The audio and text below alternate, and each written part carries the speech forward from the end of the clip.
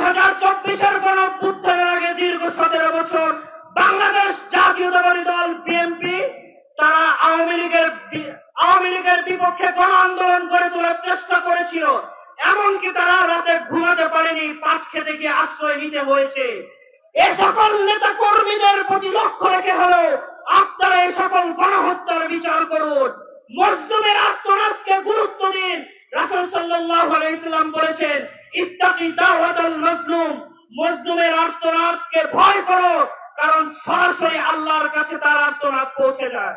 আমার ভাইরা, আজকের এই সমাবেশ থেকে আমরা সর্বশেষ ঘোষণা করতে চাই, এই শাহবাগ চত্বর, রাজু ভাস্কর্য, সায়েন্স ল্যাব, মোহাম্মদপুর, উত্তরা সহ বিভিন্ন জায়গায় আন্দোলন হয়েছিল। সে আন্দোলনগুলো আজও আমাদের চোখের সামনে ভাসমান।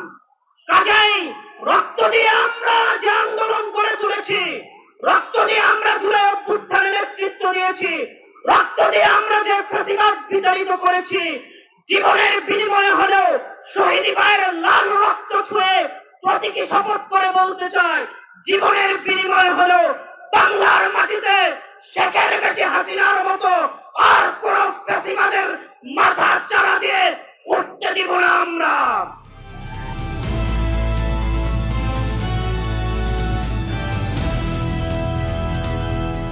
দিনাজপুর টিভি, মানুষের জীবনের কথা বলে।